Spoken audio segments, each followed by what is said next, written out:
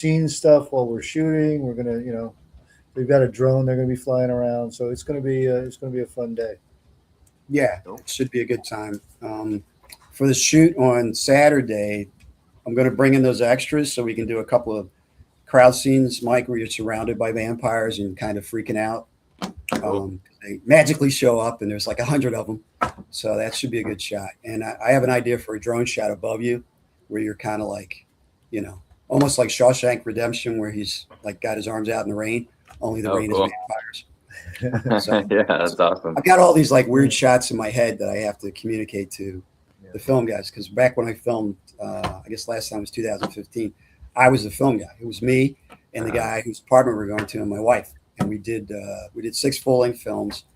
They did film festivals. They ended up streaming on Amazon in about like 4 or 5 countries right when Amazon started. So, but now we have like a crew, so it'll be today in this level. They're very experienced. Black Avenue, they work with a lot of people and they've done some great horror stuff. So we should have a good time with the actual filming. I want to do it one more time from the top. But it sounded great. I'm going to tape it, but I'm not going to make it public. I'm going to make it so you guys can go back and watch it, at your convenience. Cool. Hold on just a moment. And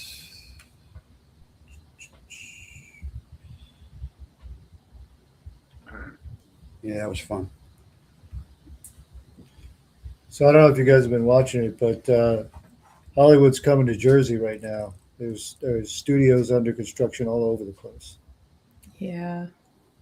Yeah, I've been hearing a lot about how they're developing a lot of things in Jersey for the for like that film and TV industry. Yeah, I think it's just a way to get away with building a data center because God knows Netflix is running AI. Yeah, they're using it up to a point. Everybody is. Yeah. I mean, whether we admit it or not, or know it or not, everybody's really using it. Yeah, the last Asylum movie I was in, they AI'd me because there was a scene that I guess they just didn't shoot, and when I went back and watched the movie, I was like, when did that happen? Like, there's no way that shot could have happened because the set we were on was not big enough, and I was like, I don't remember doing that, and then I watched it, I was like, that's fucking AI. They used AI to make this fucking scene with me. I was like, crazy. Yeah. And you didn't take a look at the contract when it came out. Right? Well, it's going to be written in everything that they have to compensate you for what they do. But yeah, they're going to be using it. Steve Barton, who he produced Terrifier 2. He's in this. Uncle Creepy is his name. He worked with George Romero from Dawn of the Dead. He showed me a clip of the movie he just did yesterday. And it's literally, he's in a car and something's coming towards him and then his head explodes. And I know that was like, AI. So it's because Steve's still in our movie. Yeah, he's not headless yet. But it's a tool. I'm not afraid of it. But I think people like authenticity. I think that's with these stories that I'm telling, that's what they seem to like, is that I ground it in reality. So we'll use as much reality as we can. If we can use, it's Hollywood magic. So, I mean, if we can use a trick to, break an arm or blow something up, we'll use it. But, as far as the budget goes, we'll try and use, make it as real as possible. Right. And since we're shooting in Jersey over the long term, the scenes will be the real scenes. We'll go there. Yeah, I'm good with that. All right. So let's start from, hold on. Start from the top. Let me get the script again. I got it. Your camera on? Yeah, it's on. Actually, you're right. Can I use yours? Yeah. A little bit. Just some Wi-Fi.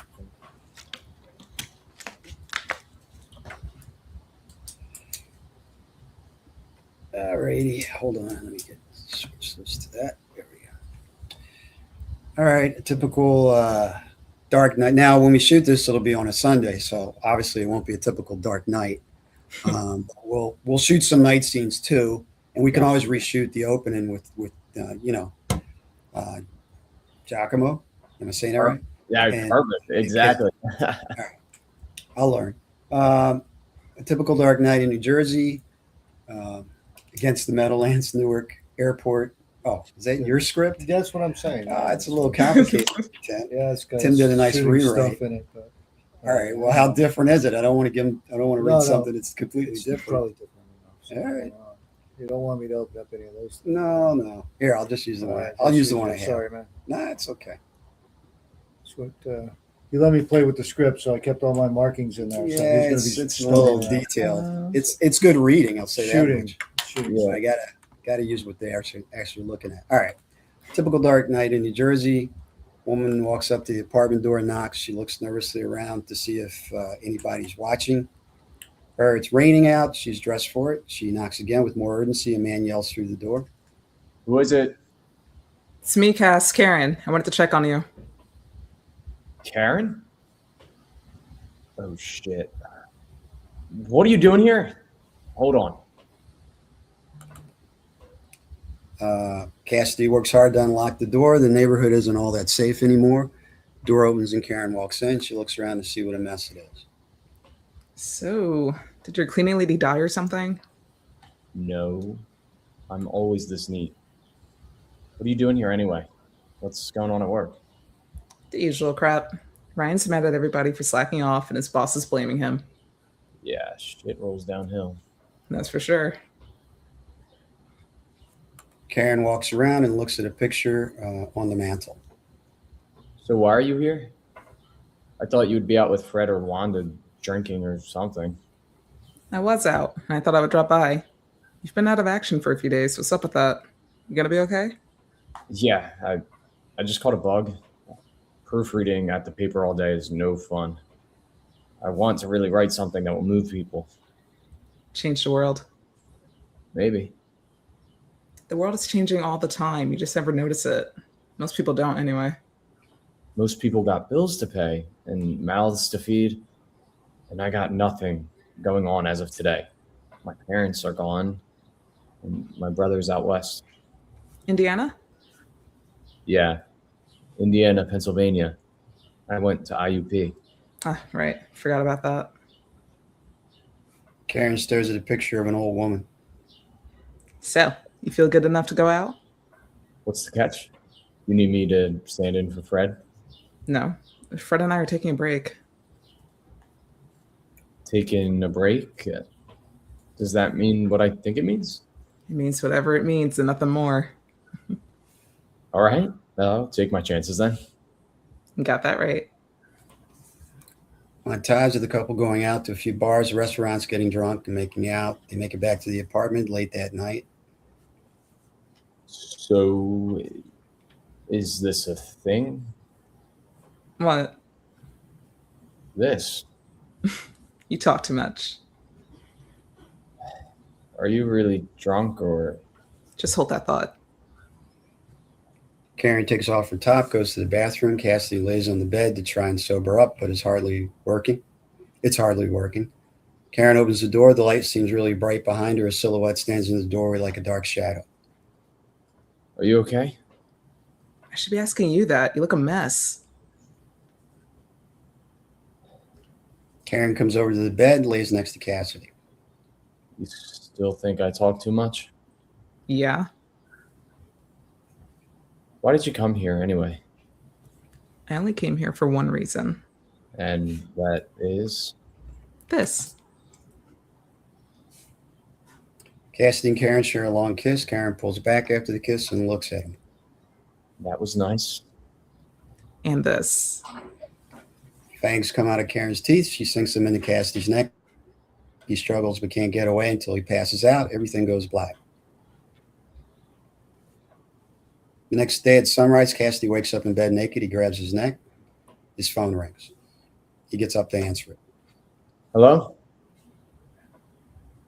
Are you coming in today or are you still sick? I'll be in. I'm almost out of sick days. Good, because it's getting weird around here. Tired of being the only one who's normal. Normal? What are you talking about? I don't know, but I'm getting some freaky vibes around here. Maybe somebody's buying the company or something. Yeah, maybe. So get in here and even up the ranks. Sure. I'll make it in. Cassidy gets ready to go for work. He catches the subway. It looks horrible, like a bad hangover. Everywhere he goes, he feels like he's being watched. Fred and Cassidy are having lunch outside at a bistro. Cassidy still feels somebody's looking at him. You really look like shit. Thanks. To be more descriptive. All right. About 10 pounds of shit in a 5-pound bag. That's enough of that. I'm trying to enjoy my meal. Cassidy stares at the meat but can't seem to eat it. He pushes it away. This doesn't seem to be working out. What? Lunch. I'm losing my appetite for this stuff. Maybe you're hungry for something else. Maybe. Like some Pootie Tang? Best movie Louis ever directed. A classic. Cassidy has a flashback. Is Karen in today? I saw her yesterday. Oh, I'm sorry. You said No, you're so good. You're so good. Is Karen in today? Where am I at now? I No, got she lost. called out. Oh, yeah. Okay. Sorry. No, she called out. Why? I saw her yesterday Where? at my apartment. And then we went out. You must have been dreaming. She worked late last night. Really? How late? Super late, like 3 a.m., witching hour late. She had a story she wanted to finish. About what? I don't know. She would not tell me, but she said it would knock my socks off or block my cocks off or something like that. I swear I saw her last night. It seems very real. Maybe that's part of your psychosis or whatever stick you got going this month.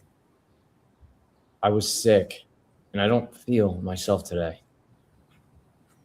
Just finish the day and go home and sleep it off. That's my advice. Sounds like a plan. Cassidy notices a man watching him while pretending to read a paper. Do you see that guy? A friend of yours? He's macking you pretty hard. Good.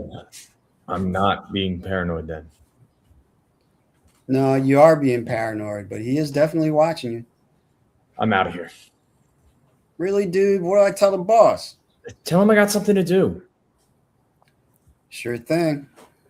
Cassidy gets up, heads for the back door. The man gets up too, tries to follow. Cassidy makes his way down an alley, makes a quick turn to get away, gets a few blocks, and then sees the man again, starts to run, gets a few more blocks, looks around, sees no one, turns a corner, runs right into the man. We need to talk. They both go back to Cassidy's apartment. They sit down to figure out the situation. Holy shit. You really scared me. Why all the cloak and dagger? Father wanted me to check up on you. Are you okay? No, I'm definitely not okay. And, why didn't Dad just call me? Cass, you know how he feels about phones with a family business, especially with this NSA crap. Everybody hears everything. I thought that was over. I thought we were legit now. We are. Clean as a whistle, but people still listen. What people? People, trust me. Anyway, what's going on with you? Still at that news joint? Yeah, I'm still on staff there. I write about what people need to know. As long as they don't know too much. You know what I mean? Nobody cares about the family business. That is old news. Dead and buried. And it needs to stay that way. Okay? Of course. Anything for you, Uncle.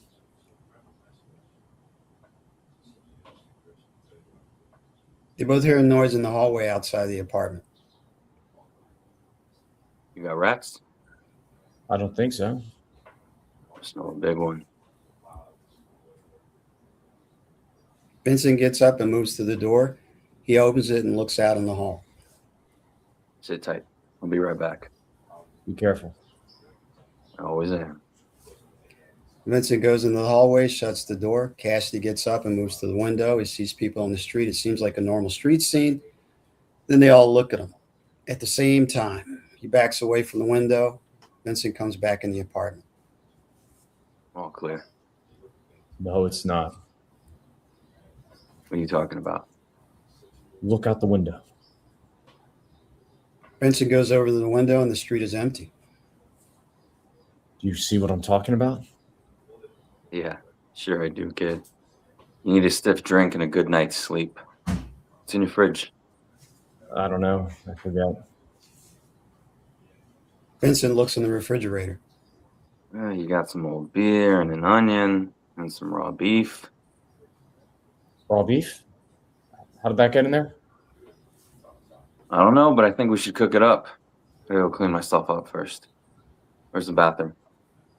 Down the hall and to the right. Thanks, kid. Vincent stops and looks at Cassidy for a moment. Things are gonna be all right. Cassidy, You think? I know. Vincent goes down the hall to the bathroom. Cassidy walks slowly over to the fridge, looks in. He doesn't want to look, but he sees the raw bloody meat. He's hungry for it. Cannot control himself. He reaches for it slowly, then grabs it and buries his face in it. Blood is everywhere as he tears it apart. You feeling okay? I'm fine. I'm just a little hungry. When you are done, I need to have it sit down with you in the living room. Okay? Yeah, no problem. Cassidy devours the meat, sucks up all the blood with glee. Vincent walks in the other room, sits down, speaking to himself. We have a problem here. The night has fallen. Vincent's having a conversation with Cassidy in the apartment. Cassidy's covered with blood, finally satiated as far as the hunger that he was feeling for the last few days. Vincent wants to know what happened. So, is this a new look for you? I don't know what is wrong with me. When did it start? A few days ago, I need to know when exactly. the night I went out with Karen, a day and a half ago. Why?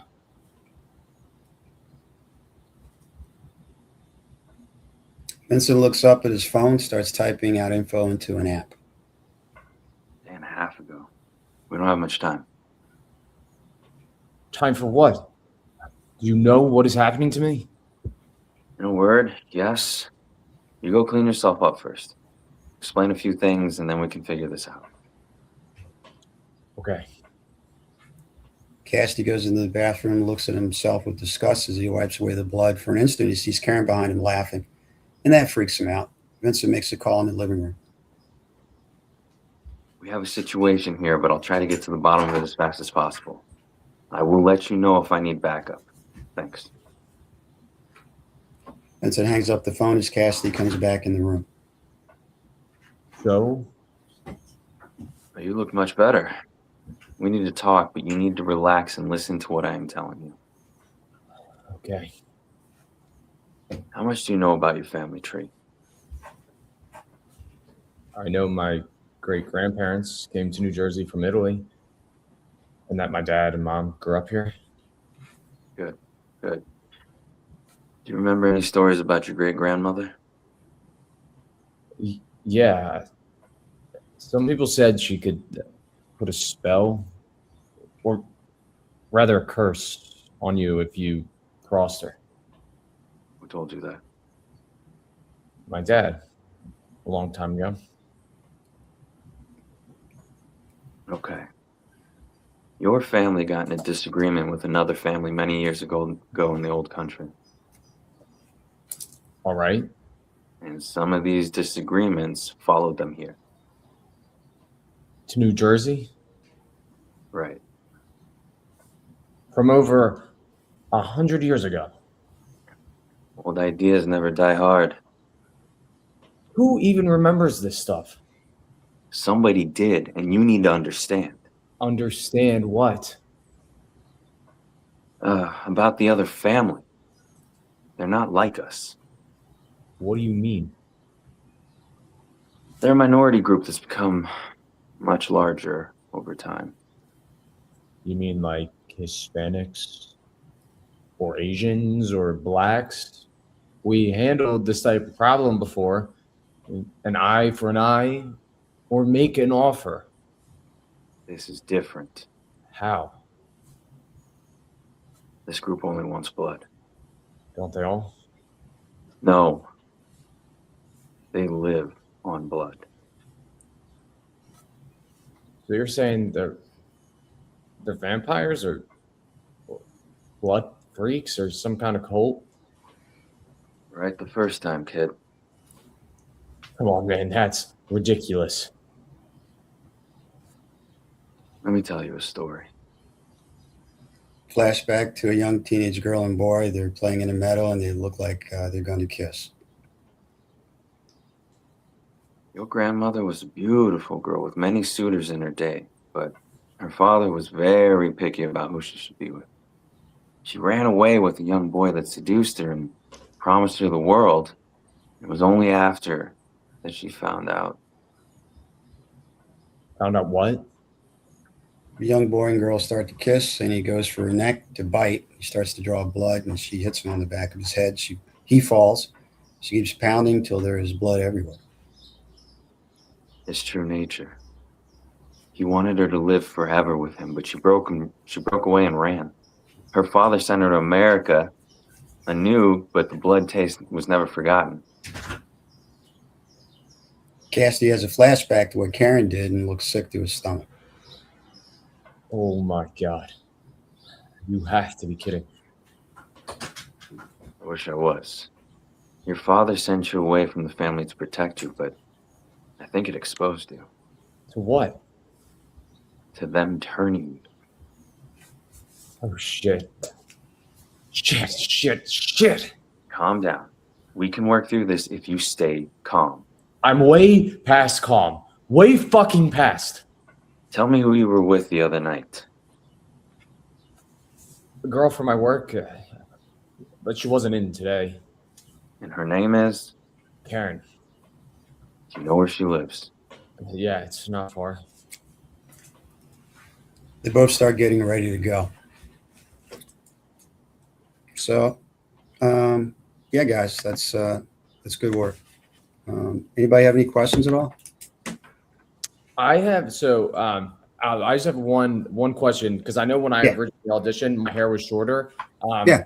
Do you want me to get a haircut for the film date that's similar to the comic version of the character? No, Okay. that's okay. Okay. Just get your hair to where you can wear it for the next 20 years because, we're going to be doing this for a while. Yeah, it's optimistic. Yes. Yeah, I mean, Captain America in the comics looks a lot different than Captain America in Very Avengers. true. Yeah. And they made fun of it because it's usually when you try and translate directly from comics to film, it rarely works. So, but when I've done independent stuff, I want the actors to feel comfortable with what they're doing. I mean, you didn't dye your hair blonde or red or something, so I think you'll be fine. Gotcha. Okay. People do have opinions, though. Some of the comic people have already started saying, you had this actor to play this part, or this, or this would work because I know the character so well. So a little bit of that comic geek nerddom thing is already starting to happen a little bit, which is flattering, And it's engagement. yeah, and they are interested in what we're doing. But yeah, just I just want everybody to be comfortable. If any of the words seem unnatural to you, we could always just tinker with the script to make it more natural for how you generally talk. I'm pretty flexible with that. As long as you're believable on film with whatever you're doing, I'm good with it. Gotcha. Anybody have any questions? Okay, if you do, don't hesitate to email me. I'm always looking at my email. I'm up in the middle of the night. I'm working on this 24/7 as much as I can. So when we get there, I know things aren't going to go exactly the way you want them to go, but with indie film, you're prepared for whatever happens, and then you make it happen regardless, as long as you get the shot. So I was wondering something now. Yeah. When you wrote that scene, what music were you listening to? Well, probably nothing specific, but I mean, I've listened to a lot of goth stuff in the 90s and I'm techno just stuff thinking, today. When I write, I've got music on it. It informs the rhythm of the words. So I'm Yeah, just well, I thinking write like- music, so I don't. Right, so- I write for the characters after. When I did the mob. I did a mob movie, Low Level, that was in Philadelphia Independent Film Festival. Who is Jose Luck? And I wanted to do a soundtrack. That was in like 2010, and then it streamed on Amazon. But I would look at the character and say, well, this character makes me feel like a jazz song, so I'd write a jazz song. You know, some characters make me feel like techno, so I'll sit down and figure out the soundtrack. There's an independent band that's on my feed that I was trying to get to use their song, but their manager sent me this release. The release I need like 10 lawyers to figure out. They're not even a big band. They're like a New York band that plays a lot in North Jersey, but the song sounded like it came from our script. Like the words sounded like something one of you guys would say. So I was like, well, this is great. So I'll see if I can still work that out. But yeah, everything seems to be on track. I mean, things seem to be going the right direction. We're getting, attention from the right people, the people that want to see it, people that want to be involved, and the people that might be able to push us to the next level. So, I mean, that's all you can ask for with an indie film. You know, last time I shot, the internet wasn't like it is today. I don't even know if we had Instagram. You know, we have a lot of avenues to get the word out. So, Kayla, I do want to tell you, I have 2 photographers. I want to do some headshots with you. So we'll work that out separate. Giacomo, if you want to do headshots too. Okay. I have 2 people that I'm working with. Mike, I've seen your pictures. You're beautiful. People are already telling me how handsome you are, how you're going to bring the Hollywood to New Jersey. So we're excited for you to come. It's going to be a lot. It's going to be a lot of fun. I mean, you guys are going to have a good time. So, all right. Yeah. I also did Okay, want to say if you I need anything, go ahead, Kayla. I'm sorry. I was going to say, if I'm like delivering a little bit too fast, I noticed the Yeah. firl one when I was like watching it back, I was like, why did I say it like that? Like the whole sentence is one word. Yeah. Feel free to just like, and then I'll. Yeah, when try to we're keep on the in mind set, when you're finally on the set, it's like you're like coiled and ready to go. So Right. I usually do like 3 takes of everything, and then I kind of watch them to see how it was and make sure we got it, so that when we do get to editing, we have enough to work with. If you get a feeling like, oh, let me try it like this, we'll film that too. I mean, Okay. indie people, I'll make sure we have enough capacity to capture if you guys have like an inspirational moment. And you guys will find your rhythm too, as you read together on this, and then you'll start to play off each other's rhythms as well. So that'll work. Yeah, but it is indie film. I mean, I'm not Kubrick. We're not doing 150 takes of each shot. We're going to do 3 or 4, get what we can get, and then move on to the next thing. Mm-hmm. But yeah, if we have to stop, if you guys need anything, I'm that flexible. I'm not that ridiculous. But I'll let you guys go. If you have anything for me, let me know, and I'll talk to each of you individually before we shoot. So, Awesome. all right, All right. Okay. Thank Awesome. you. Thank you so much.